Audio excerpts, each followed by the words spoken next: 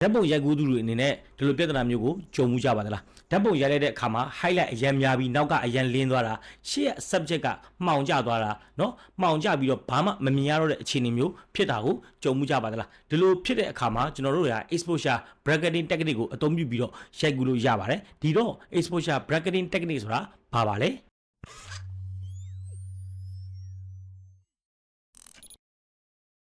exposure bracketing နည်းလမ်းကိုဘာလို့သုံးရတာလဲဘာပြဿနာကိုဖြေရှင်းဖို့လိုလဲဆိုတာကိုပြောပြပါမယ်နောက်ကအရန်လင်းပြီးတော့ရှေ့ကမှောင်သွားတာရှေ့က subject ကိုမမြင်ရတော့ဘဲနဲ့ဒီပျောက်သွားတာတွေဟာ dynamic range ဆိုတဲ့ဒီအလင်းအမောင်ကွာခြားမှုပေါ့နော်ကင်မရာတစ်ခုတည်းနဲ့ဖမ်းယူလို့မရတော့တဲ့အခြေအနေဖြစ်ပါတယ်ဒီနေ့ကင်မရာအများစုက dynamic range 11ကနေ40ထိရှိပါတယ်ကင်မရာကမြင်လိုက်ရတဲ့ဒီအလင်းကဒီ60 stop လောက်ထိရှိနေတဲ့အခါမှာဆိုလို့ရှိရင်ကင်မရာကနေပြီးတော့ပုံတစ်ပုံနဲ့ဖမ်းယူဖို့မလုံလောက်တော့ပါဘူးတပုံနဲ့ပုံတစ်ပုံလုံးရဲ့ exposure ချိန်ကြီးလို့မရတာပုံစံ2မျိုးဖြစ်နိုင်ပါတယ်အလင်းများပြီးတော့ဘန်းသွားတဲ့အပိုင်းတွေကိုပြန်ဆယ်လိုက်တဲ့အခါမှာအခြားအပိုင်းတွေကလုံးဝမှောင်ကျသွားပါမယ်မှောင်တဲ့နေရာတွေကိုကျွန်တော်တို့အလင်းပြန်ဆယ်တယ်အလင်းရောင်တိမ်လိုက်တဲ့အခါမှာအလင်းပိုင်းတွေပေါ့နော်လင်းပိုင်းတွေ highlight အပိုင်းတွေကလုံးဝဖြူဖွေးသွားမှာပဲဖြစ်ပါတယ်ဘန်းဝါးပဲเนาะဘန်းဝါးပဲပုံစံဖြစ်သွားမှာဒီလိုဖြစ်တဲ့အခါမှာဒီ highlight အရန်များသွားတဲ့အပိုင်းက data တွေကိုလုံးဝ blow out ဖြစ်သွားတဲ့အပိုင်းက data တွေကိုဆုံးရှုံးသွားမှာပဲဖြစ်ပါတယ်နောက်ထပ်ဖြည့်ရှင်းလို့ရတဲ့နည်းတစ်ခုကတော့ highlight ကိုပဲပေါ့နော် highlight ကိုပဲကျွန်တော်တို့အမှန်ယူမယ် highlight ကိုပဲအမှန်ယူပြီးတော့ under ချရိုက်မယ်ပေါ့အဲ့လို under ချရိုက်တဲ့အခါမှာဆိုလို့ရှိရင် post processing လုပ်မယ် post processing လုပ်တဲ့အခါမှာကျွန်တော်တို့က shadow ကိုနည်းနည်းလေးပြန်ဖွင့်မယ်ပေါ့နော် shadow ကိုပြန်ဖွင့်တဲ့အခါအဲ့ဒီအမောင်ပိုင်းက shadow မှာ noise တွေထနေမှာဖြစ်ပါတယ်ပြီးလို့ရှိရင် magenta ပေါ့နော်ဒီ color cast တွေလည်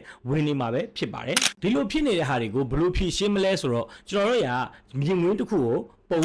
များရိုက်ကူးမယ်ပြီးလို့ရှိရင်အဲ့ဒီပုံတွေကိုပြန်ပေါင်းမှာဖြစ်ပါတယ်ဥပမာကျွန်တော်တို့က exposure bracketing နဲ့ပုံ3ပုံ4ပုံเนาะပုံ3ပုံ5ပုံ9ပုံစသဖြင့်ပေါ့ကျွန်တော်တို့ရိုက်မယ် over expose under expose เนาะပြီးလို့ရှိရင် exposure မှန်တာပေါ့နော် proper exposure မျှကြီးရှိတဲ့ exposure ပုံတစ်ပုံ3ပုံရိုက်မယ်ရိုက်ပြီးလို့ရှိရင်ကျွန်တော်တို့ဟာဒီ3ပုံလုံးကိုပြန်ပြီးတော့ exposure မှန်တဲ့ပုံတစ်ပုံရအောင်ပြန်ပေါင်းတာပဲဖြစ်ပါတယ်ဒါကိုကျွန်တော်တို့ exposure bracketing method exposure bracketing technique လို့ခေါ်ပါတယ်အဲ့တော့ကျွန်တော်တို့ exposure ပေါ့နော်ဒီ exposure bracketing mode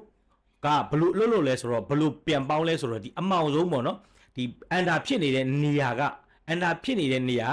ာလင်းတဲ့နေရာက exposure ကမှန်မှာဖြစ်ပြီးတော့ဒီ highlight ပေါ့နော် highlight အပိုင်းပေါ့နော် highlight အရင်ပေါက်နေတဲ့ပုံရဲ့မှောင်တဲ့နေရာက exposure မှန်မှာဖြစ်ပါတယ်ဒီလိုနည်းနဲ့ပုံရဲ့ exposure တွေရဲ့ဒီပုံတွေရဲ့ exposure တွေအကောင်းဆုံးအပိုင်းတွေကိုယူပြီးတော့ကျွန်တော်တို့ကပြန်ပြီးတော့ combine လုပ်တာပြန်ပေါင်းတာဖြစ်ပါတယ်ဟုတ်ပြီဒါဆိုလို့ရှိရင်အရင်လင်းတဲ့အပိုင်းနဲ့မှောင်တဲ့အပိုင်းနဲ့လင်းတဲ့အမောင် dynamic range အရင်မျှကြီးเนาะအရင်မျှကြီးကွာတဲ့အခြေအနေမျိုးကိုကျွန်တော်တို့ဘယ်ဟာကိုကြည့်ပြီးတော့သိနိုင်သေးလဲဆိုတော့ကင်မရာရဲ့ histogram ပေါ့နော်ကင်မရာရဲ့ histogram ကိုကြည့်ပြီးတော့လည်းသိနိုင်ပါတယ်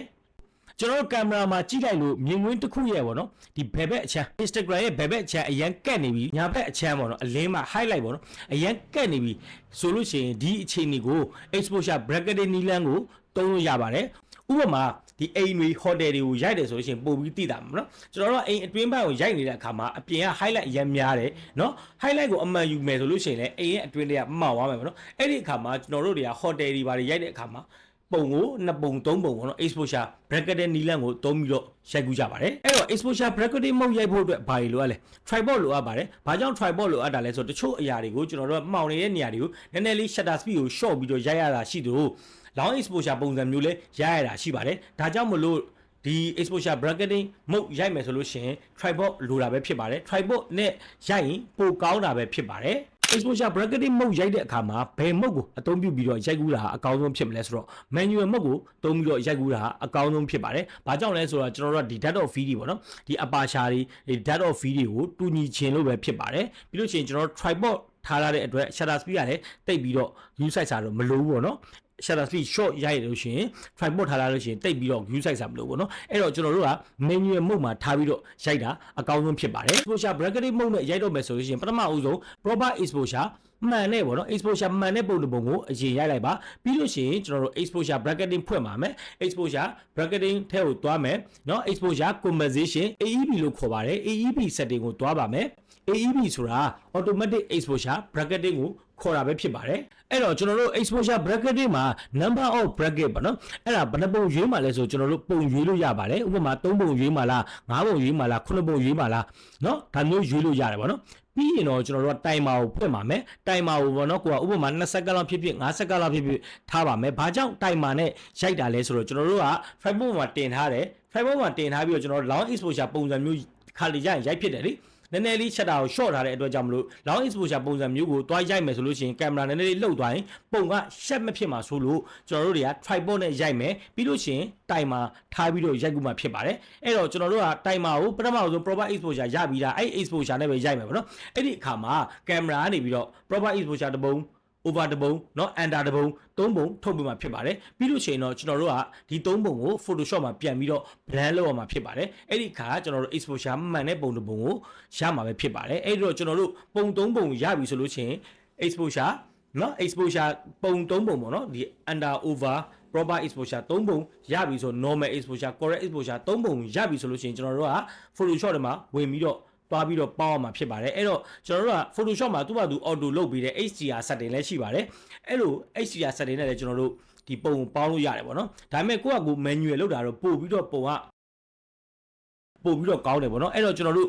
ကျွန်တော်ရိုက်ထားတဲ့ပုံ3ပုံရှိတယ်ပေါ့နော်ကျွန်တော် hotel တွေမှာတွားကြိုက်တော့အဲ့လိုရိုက်ထားတဲ့ပုံရှိတယ်အဲ့တော့အဲ့3ပုံကိုကျွန်တော်တို့ခုလက်တွေ့เนาะ normal under over အဲ့ဒီ3ပုံကိုကျွန်တော်တို့ပေါင်းပြီးတော့ exposure မှန်နဲ့အကောင်းဆုံးအစိတ်အပိုင်းတွေယူပြီးတော့ကျွန်တော်တို့ပေါင်းပြီးတော့ပုံကောင်းတစ်ပုံရအောင်လုပ်ကြည့်မှာပဲဖြစ်ပါတယ်အဲ့တော့ကျွန်တော်တို့ Photoshop တွေကိုတွားကြည့်လိုက်အောင်